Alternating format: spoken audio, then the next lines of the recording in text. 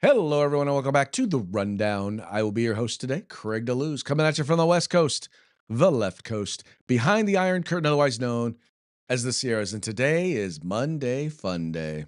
I stop what you're doing, cause I'm about to ruin the image of me that you're used to. I look money, a king bee making honey, see? Deep state, I hope you're ready for me. Now gather round, I'm the new sheriff in town. All my people rise up and stand your ground. Now drink up all the Diet Coke you got on your shelf. So just let me introduce myself, my name is Trump D.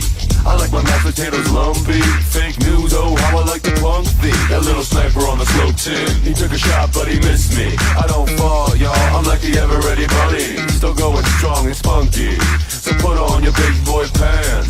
Come on, let's do the dance. Trumpy dance is your chance to do the Trump.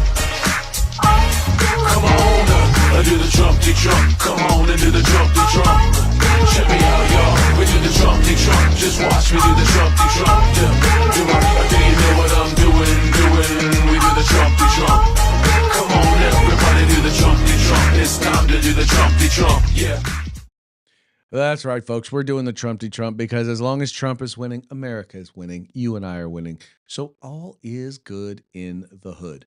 Now, I have to admit, today's program is pre-recorded. When I say pre-recorded, I recorded about an hour or two before our normal airtime because, well, we have the California School Boards Association conference, their annual education conference is this week.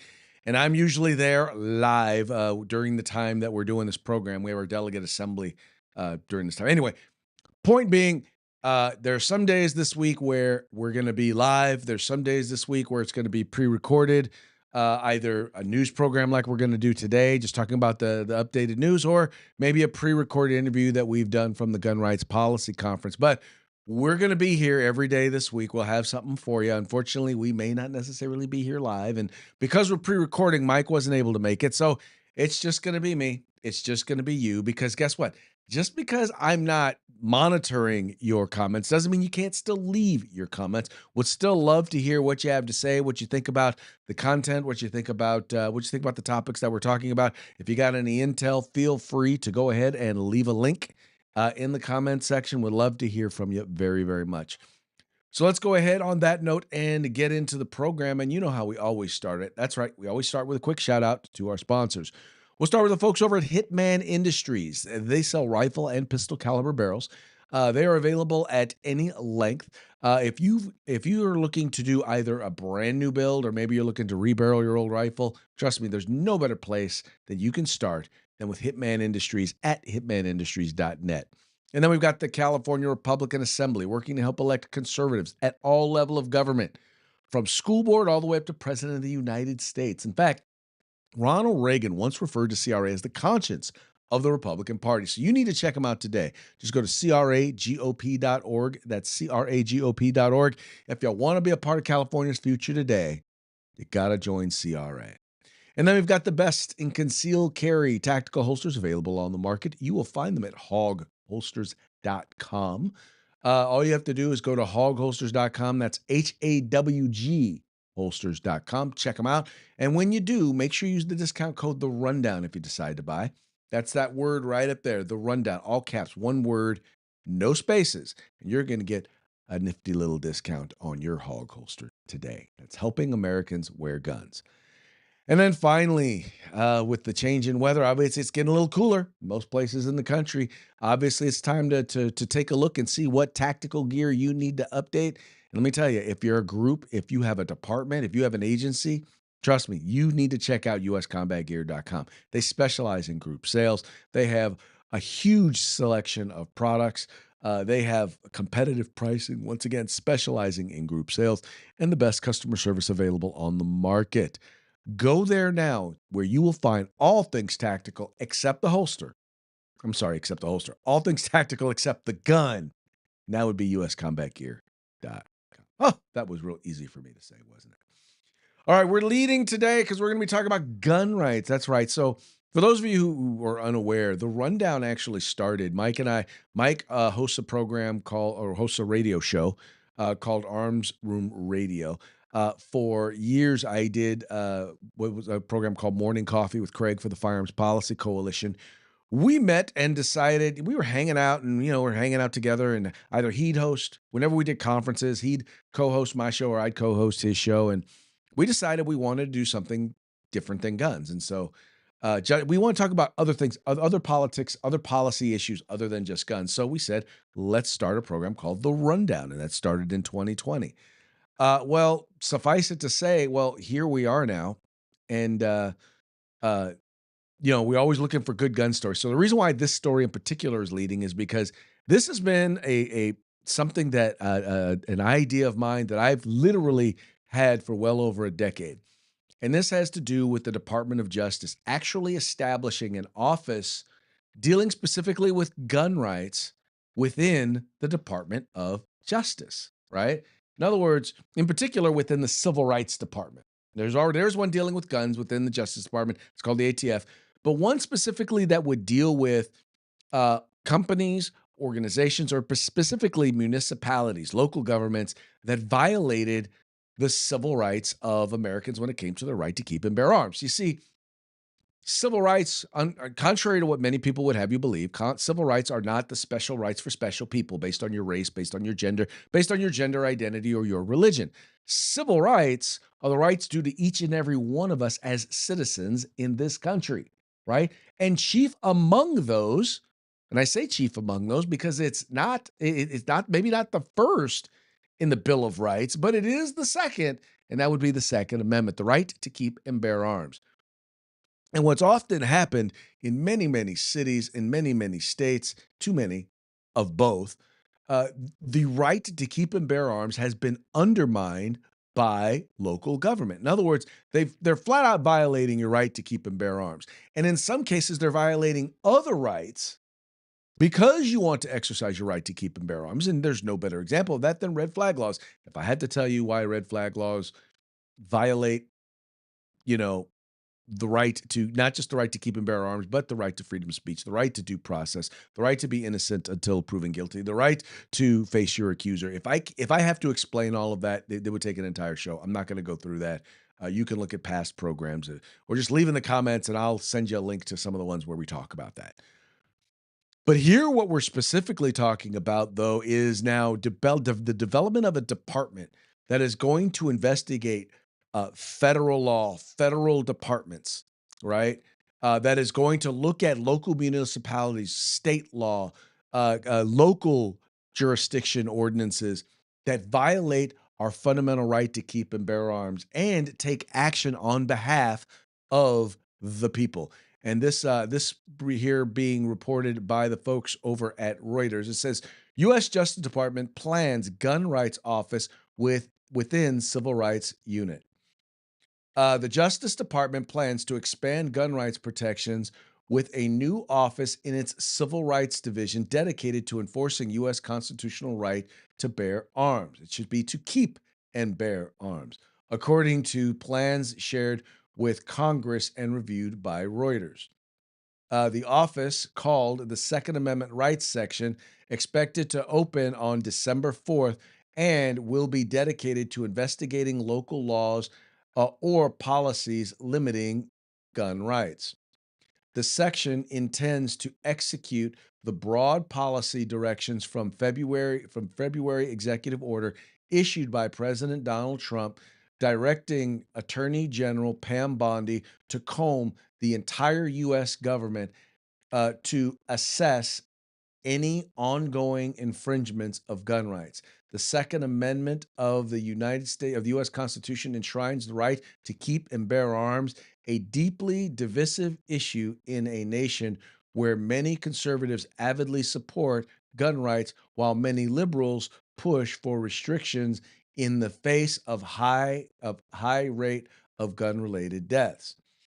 There have been 378 mass shootings this year as of November 25th. That was when this article was written. According to Gun Rights Violence Archive, we won't even get into them. A comprehensive database of gun-related incidents in the U.S., which defines mass shooting events where 4 or more people are killed or wounded, excluding the shooter. The recognition is another step in a series of actions by the Trump administration to redefine civil rights with policies championed by conservatives, a departure from traditional civil rights issues, including racial discrimination and policing. The DOJ did not immediately comment. Now, here's a quote from someone who used to work there. It says the Civil Rights Division's new focus on the Second Amendment, which is far outside its longstanding mission, is moving us even further away from our nation's commitment to protecting all Americans' civil rights, said Stacey Young, former Civil Rights Division attorney. Now, folks, let us be clear, and I'm going to make this very clear to you, and I've said this before, and I'll say it again. Civil rights are due to each and every one of us. What's happened is that the left and weak-kneed Republicans have allowed the term civil rights to be hijacked. See, if you look at it, what she's talking about is she doesn't want to make sure that all rights are available to all people. She wants to make sure that certain rights are available to people of color, people based on their gender, people based on their gender identity. So, in other words, if you are a Christian white male, the Department of Civil Rights has nothing to do with you as far as they are concerned. Civil rights has nothing to do with you as far as they are concerned. And that's just not the case. That's just not what civil rights were ever really meant to be. Because here's the thing. If you have a right to keep and bear arms, everybody has that right to keep and bear arms. You're protecting the rights for everybody. Because one of the things that the Department of Civil Rights has, or this agency of civil rights has done, is it's made sure that if you are a white Protestant male, that you don't get a right to fully access your rights, that you don't have the sorts of protections that a person of color does or that a person who is transgender does. I don't have a right. I mean, when you can be prosecuted for burning a pride flag, but not the American flag, I want you to think about that. If you can burn a gay pride flag, if you can get in trouble for burning a gay pride flag, but you don't get in trouble for burning a white pride flag, well, then how is that equal? How is that equal rights under the law? Now, don't get me wrong. I give a hoot about white pride, but my point that I'm making here is that rights are supposed to apply to everybody. The laws are supposed to be applied to everyone equally. And one of the things that we are seeing is that the Second Amendment, the second of our Bill of Rights, have people actively fighting against its right to exist, against its right to be implemented. You have people putting laws in place that specifically undermine it. And what Donald Trump is saying, what Harmeet Dillon is saying, what Pam Bondi is saying, but for those of you who do not know, Pam Bondi, the Attorney General, U.S. Attorney General, the Assistant Attorney General for Civil Rights is Harmeet Dillon, from the state of California and a big Second Amendment advocate. What they're saying is that civil rights belong to everybody. And if you can't defend the right to keep and bear arms, then you can't defend any of them. Right? The two main civil rights that the Trump administration has been fighting to defend and is taking up arms for is the right to freedom of speech, meaning you can't be silenced, you can't be, not being doxxed, or the sorts of things that people are doing to people who actually are just expressing their views and their values. Having the government actually both investigate you, having the government come down on you or have you silenced because you have a position that is contrary to the governmental narrative, as well as the right to keep and bear arms, your right to be able to defend yourself. And when they talk about all of these quote unquote gun deaths, let's be clear, 2/3 of them are suicides. 2/3 of them are people killing themselves. And here's what's funny. I heard this joke the other day, and it was the funniest thing. This guy pointed out that, like something like 30,000 people, and that's not funny, but 30,000 people die every year related to gun deaths, or there's 30,000 gun deaths. It's over that now. It's like somewhere like 33, 34. But the interesting part was he said 40,000 people trip and fall every year, die from tripping and falling. So one is a constant. So So one is the thing, it's an epidemic that we need to deal with, and the other, well, mm, oh well. Funny joke. If you probably anyway, I'll just leave that alone. But anyway, all that having been said, um, I think it's great that they're doing this. Like I said, I've been calling for it for over a decade. I, very much would like for those of y'all out there who maybe know some folks out there. I've reached out, but I would love to be. If there's a way to get in to be a part of this, I would love to be a part of a work like this. It is. I actually I became a gun owner relatively, when I say late in life, I was 40 when I bought my first gun. And I got into gun rights because I wanted to be a responsible gun owner. And when I really understood, I was already working in politics, working in policy. And when I really understood all of the laws that were put in place and the restrictions that were put in place, I realized that our fundamental rights, especially in places like California, it was being highly restricted. I mean, when it says thou shalt not infringe, places like the state of California were directly ignoring that because they were totally infringing on our right to keep and bear arms.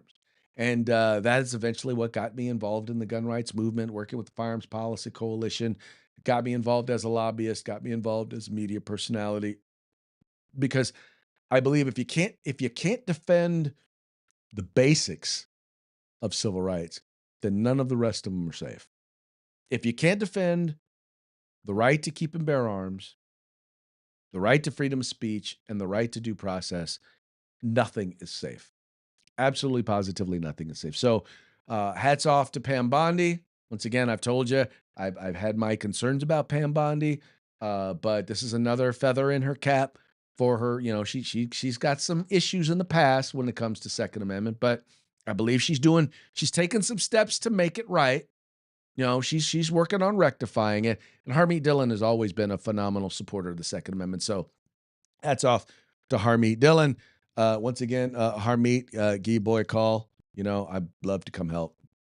Not saying, just saying. You need some help, I'm your guy. Just saying. All right.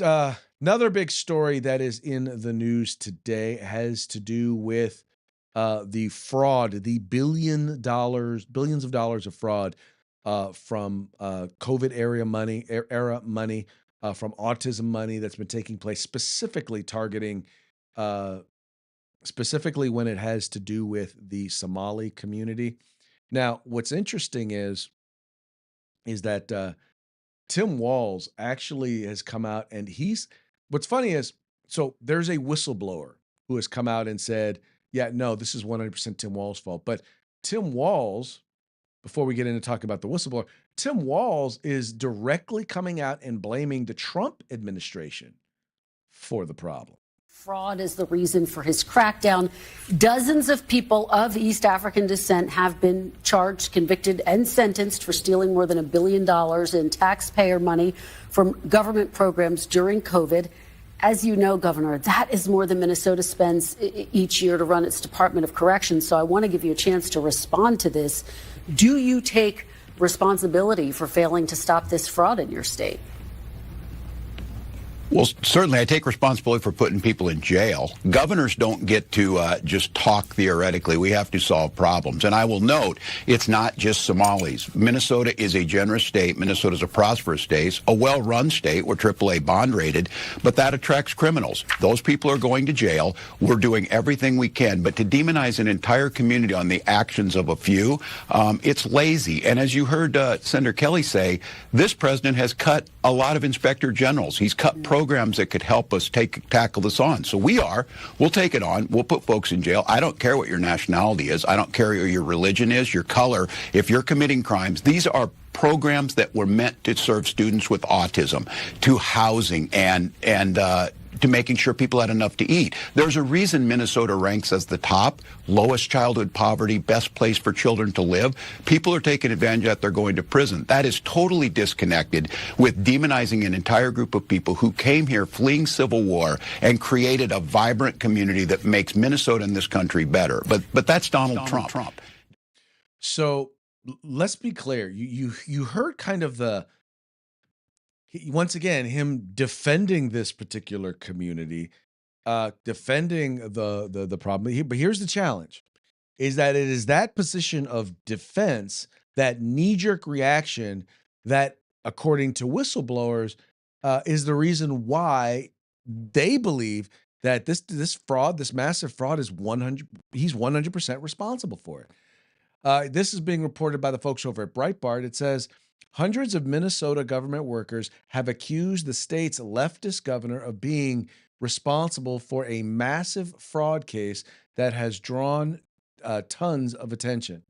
The statement came from over 400 individuals in the Minnesota Department of Health and Human Service employees X page on Saturday, Fox News reported Sunday.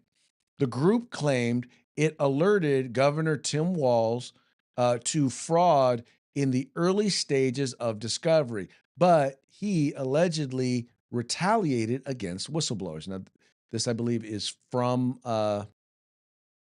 this right here, I believe, is from the folks over at let's see where it's from. Anyway, I think this is from the Fox News article. It says here, Tim Walz is 100% responsible for massive fraud in Minnesota. Oh no, this is from the tweet. Okay, the Twitter page or the X page. We let Tim Walz know of fraud early on, hoping for a partnership in stopping fraud, but no, we got the opposite response. Tim Walz systematically retaliated against whistleblowers using monitoring, threats, repression, and did his best to discredit fraud reports. Instead of partnership, we got the full weight of retaliation by Tim Walz, certain DFL members, and an indifferent mainstream media. It's scary, isolating, and left us wondering who we can turn to. In addition to retaliating against whistleblower, Tim Walz disempowered the Office of Legislative Auditor, allowing agencies to disregard their audit findings and guidance. Media and politicians supporting Tim Walz or the DFL agenda attacked whistleblowers who were trying to raise red flags of fraudulent activities. Somalis in Minnesota allegedly took millions of dollars in state Medicaid autism care programs and sent it to their native country and its terrorist organizations, per Breitbart News. The outlet's November 20 article noted Breitbart reported in July that nearly 100 autism clinics in Minnesota are being investigated for fraudulently billing Medicaid for treatment of children supposedly diagnosed with autism, most of it in connection with the rampant corrupt Somali community around Minneapolis. But the fraud is far more widespread and far more money involved than was previously reported. And oh no, all of which has been presided over by former Democrat Party vice presidential nominee Governor Tim Walz. Yeah, so these are people who are within, I'm assuming they say employees, so I'm assuming this is the union. I could be wrong, but these are employees who have said that they've come together, they've tried to alert, they tried to alert the administration that these things were going on, and they tried early on in the process. And they were basically demonized. They were basically gone after. They were basically threatened with a retaliation. My guess is that they were probably told, if you keep doing these discriminatory things, we're going to have you, you're going to lose your job. What I'm going to guess that they wound up doing. And as a result, nothing happened. And as a result, now we see that, billions of dollars got stolen. And by the way, it wasn't just the Somali community, I will say that, but there's a lot of links and a lot of ties, and there's a disproportionate amount of the investigations, a disproportionate amount of the money that has disappeared into these Somali organizations and gone back to Somalia. Now, keep in mind where they're coming from. This is a society that is, well, let's just say Ain't too many Somalis trying to rush back to Somalia. They're not trying to rush back to live there because it is a place that is fraught with corruption. It is a place that is fraught with poverty. And, this is stuff like this is probably commonplace there. Well, probably not commonplace because there's not a lot of money to be stolen. Instead, they have things like Somali pirates, right? Who try to steal from people who are in the seas near Somalia. In any case, um, yeah, you got a guy who wants to be or is trying to be a nominee for, you know, president, in 2028, who basically is going out there and lying because he doesn't want to own the fact that yeah, we messed this up. And the funny part about it is I honestly believe that, the American people are very forgiving. You say, "You know what? We dropped the ball on this. We were so eager." I would have said we were so eager to try and help kids that we didn't put appropriate checks and but we didn't have appropriate checks and balances in place. Well, now we're going to fix it. That's what he should do. Own it, move on. And by the time the election comes, most people will be like, "Oh, okay, well they'll move on from it," because he's owned it, but he won't own it. He won't own it. And here's the thing: to me, the only reason not to own it, there's nothing wrong with owning mistakes. It's just if you were complicit in fraud, that's the reason not to own it. And it wouldn't surprise me one bit if it were to come out that yeah, a lot of that money wound up in his campaign coffers, or at the very least, it wound up in the campaign coffers of some of his allies. Anyway. Moving right along, fellow unit member says DC shooter felt abandoned by the CIA. Now, there were a lot of people who got left in Afghanistan. You might recall the shooter, the gentleman who shot the two National Guardsmen, one of which who's since passed. The other is still fighting for his life. According to Rolling Stone magazine, this guy evidently, so he worked with the CIA while he was in Afghanistan. He was part of what's called their zero units that helped to, go after specific targets. So evidently he worked with us, got cleared and came here. But according to a lot of folks, he basically was radicalized once he got here. And they believe that some of the radicalization had to do with this. Now, I always take what Rolling Stone says with a grain of salt, but I always find that when you take it with a grain of salt, it doesn't mean that there's absolutely no truth in what they're saying. So it says here, fellow unit member says alleged DC shooter felt abandoned by the CIA. The alleged shooter of two National Guard members was struggling with mental illness, his ability to support his family, and according to an Afghan veteran who fought with him, his pleas for help to the CIA went unanswered.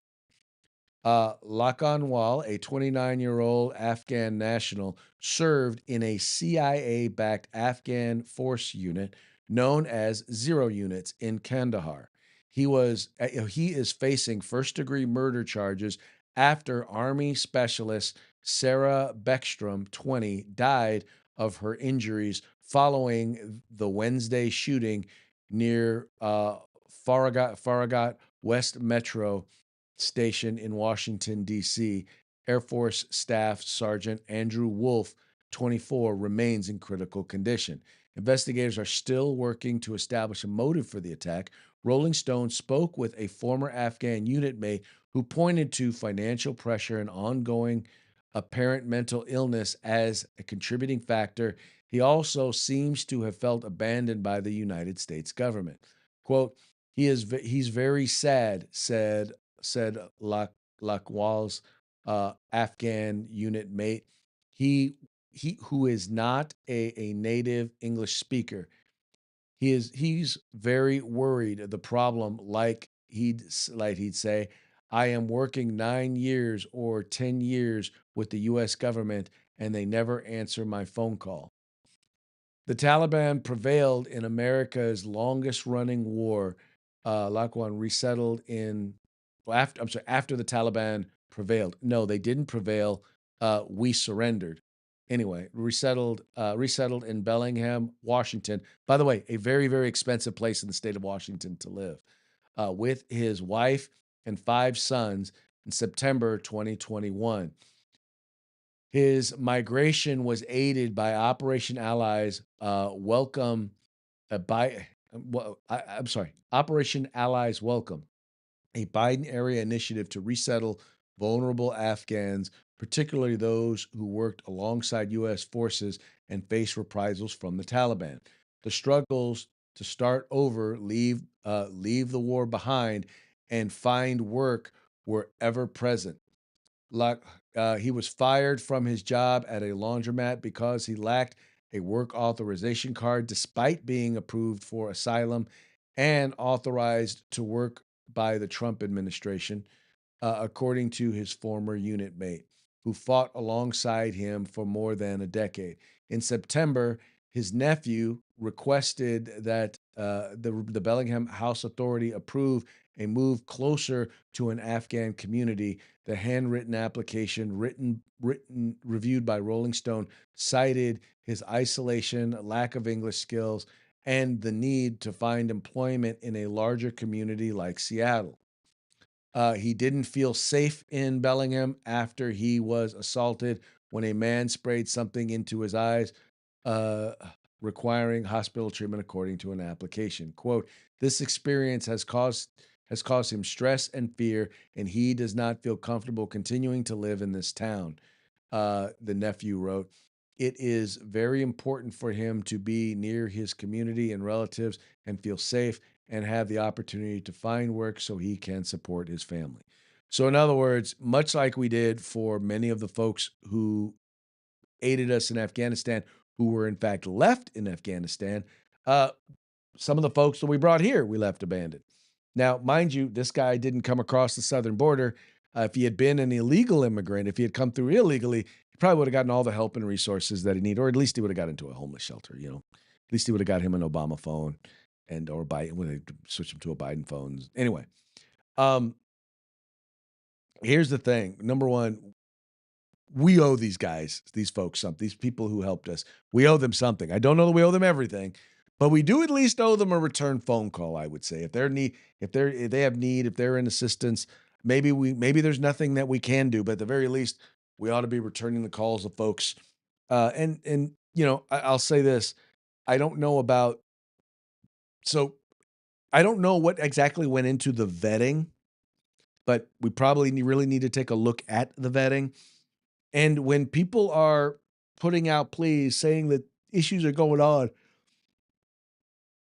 perhaps the people like, I don't know, the CIA, the people who are tasked with resettling these folks should actually listen, because clearly what happened didn't happen in a vacuum, right? There were definitely issues that someone should have known about. Now, once again, in the end, I still blame the person who did the shooting. He is the person who needs to be held responsible.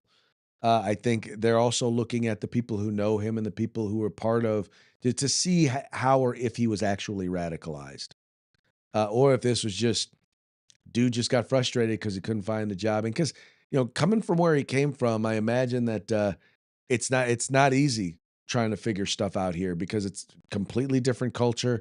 I'm not totally familiar with the Washington State. For those of you who are, go ahead and maybe you can either back me up or correct me on this. But the city where he wound up, I think it's Bellingham. It's yeah, Bellingham. It's pretty. It's not very diverse.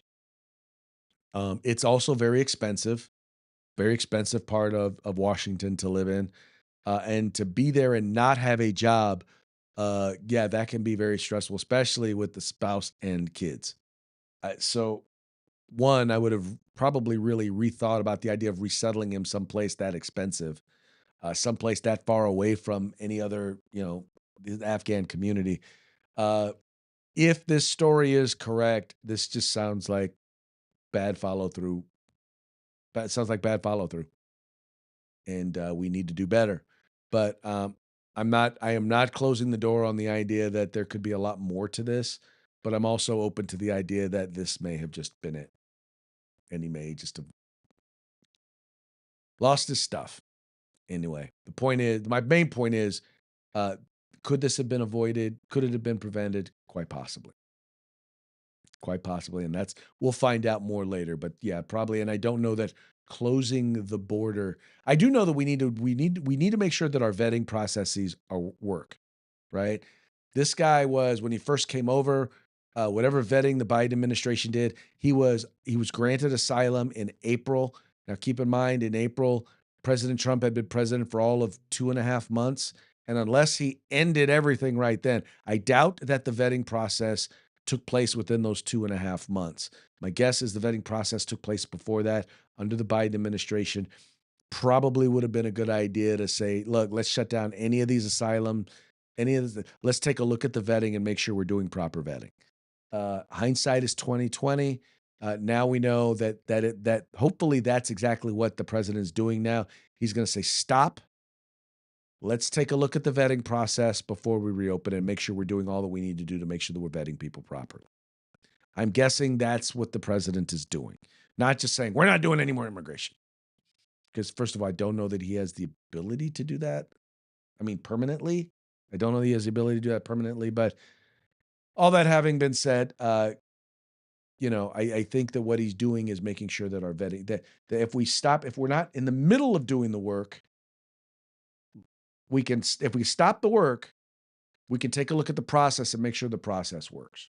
And not just the vetting process, but the follow-through process. So the guys like this don't, if this story is correct, and it basically comes down to what Rolling Stone has reported, that guys like this don't fall through the cracks because, now we see what the worst. Well, I don't know if this is the worst case scenario, but this is definitely not far from the worst case scenario of what could happen in cases like that. All right, moving right along. Final one. UK is scrapping trial by jury. Now, folks, this is a very, very bad idea. This is a horrible idea. Much of our jurisprudence, much of our legal system is based on British common law. And to see the direction that they are heading, this could be a tremendous loss of liberty. According to Breitbart, biggest assault on our liberties in 800 years. UK abolishing trial by jury threatens freedom of speech. Freedom of speech will be under even greater threat if the British government is able to do away with jury trials for almost all cases because legal studies show a judge sitting alone is far more likely to convict defendants in free speech than juries, the Free Speech Union warns. The Free Speech Union warns the United Kingdom risks losing, quote, a check on governmental power and arbitrary justice in the biggest assault on our liberties in 800 years. If the government is able to push ahead this week with plans said to be looking to abolish the right to a trial by jury in all but the most serious cases, such as murder, rape, terrorism, and others. For many other criminal cases where defendants face considerable jail time, the chance to have their guilt assessed by their peers hangs in the balance as Justice Secretary David Lammy looks for a cut cost way to clear a backlog in cases, and the union warns freedom of expression cases are particularly threatened.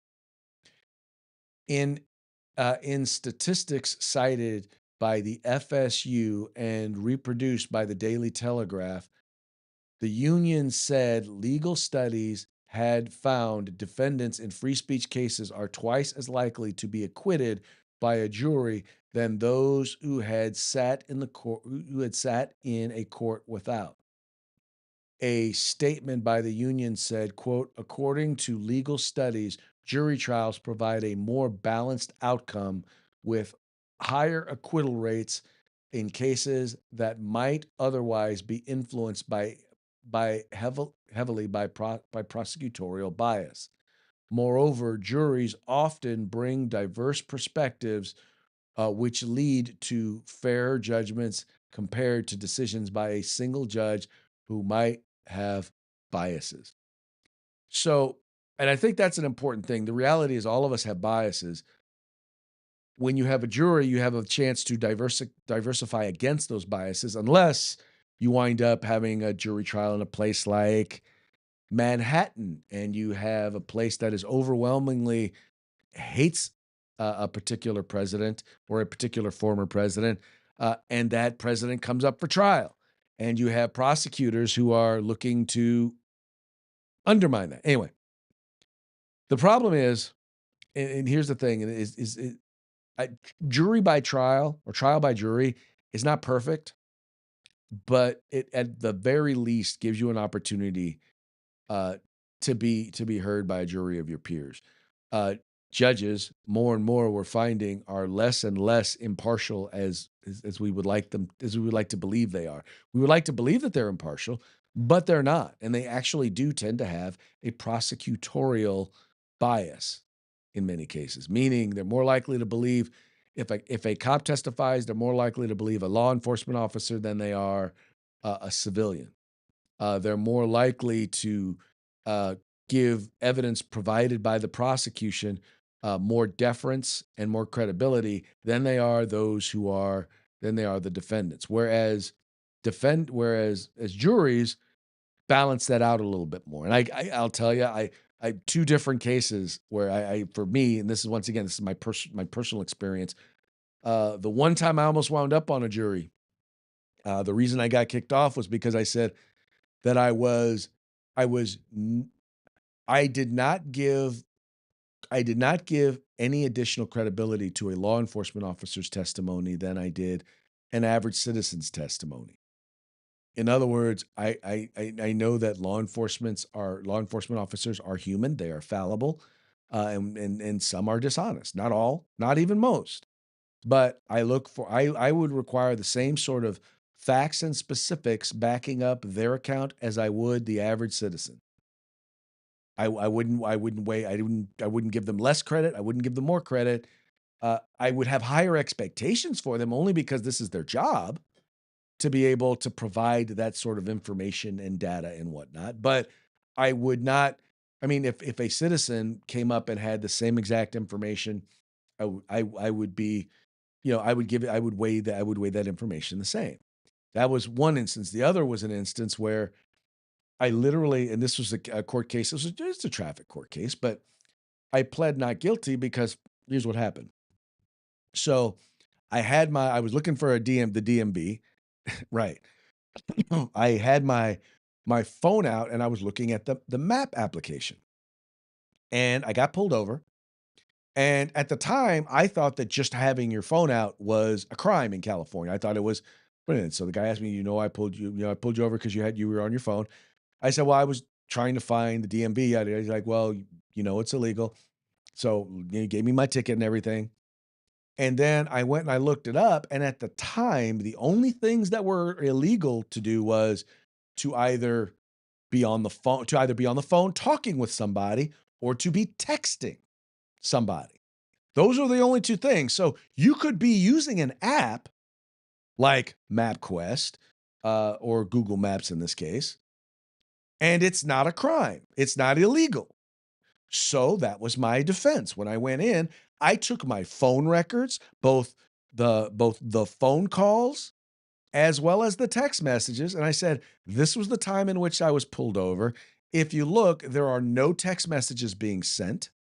There are no phone calls being made during this period. You see that this phone is in my name. And the judge basically assumed that, well, I don't know that this is your phone. And I said, you can call the number. He basically threw out my evidence. Oh, by the way, I also cited the law that specifically noted that what was illegal. And he said, well, but he's like, you didn't contest it at the time. I said, I didn't contest it because at the time I thought that using the app was against the law. Now it turns out it's not. Anyway, I still wound up having to pay the ticket because once again, he just didn't believe me. He had a prosecutorial bias. So with that, I'm like, yeah, okay. So I see that. So yeah, no, we need to not get rid of jury trials. That is not something that we ought to be supporting. So I'm hoping that doesn't happen because every time some stuff like this happens, they're like, oh, well, we need to be doing the same thing here in the United States. I'm like, yeah, no, no, we shouldn't. So anyway, that's definitely something worth keeping an eye on. All right, folks, that now brings us to our parting shots. Parting shots are brought to you by Hog Holsters. Just go to hogholsters.com. Use the discount code The Rundown. All caps, no spaces, one word. Get your hog holster today. All right, our first one, or all of these, by the way, are going to be coming to you by the Babylon Bee, fake news that you can trust. And this first one here. Tim Walz offers journalists free tampons to stop talking about his fraud scandal. There you go. I know. Here's another one. This one is also now. This one is relevant only because she's also from the state of Minnesota. Ilhan Omar argues she should be able to stay in horrible country she hates. Yeah, which is odd because she seems to really hate America, but yet and still, she still has absolutely no problem wanting to stay here. I don't get that. Anyway, I digress. And then finally, Chicago judge hoping 23rd time is the charm for rehabilitating a violent criminal. This is in response to the lady who, well, let's just say, or the gentleman who had already been arrested 23 times and got out and was on an ankle monitor and burnt a lady alive there in Chicago. Yeah, sad stuff. All right, folks, that brings us to the end of our program. Let's go ahead and give a final shout out to our sponsors. Hitman Industries, you'll find them at hitmanindustries.net. Rifle and pistol caliber barrels available for you to purchase at any length. The California Republican Assembly, the conscience of the Republican Party. Check them out at cragop.org. You've got the best in concealed carry tactical holsters available on the market at hogholsters.com. And then finally, you've got the place where you can find all things tactical except the gun. And that would be at uscombatgear.com. All right, folks, that's going to be it for today.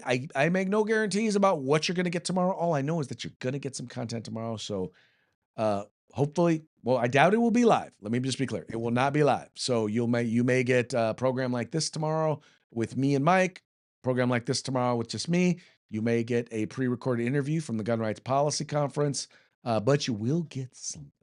So tune in tomorrow, same bat time, same bat channel. We will holler at you mañana.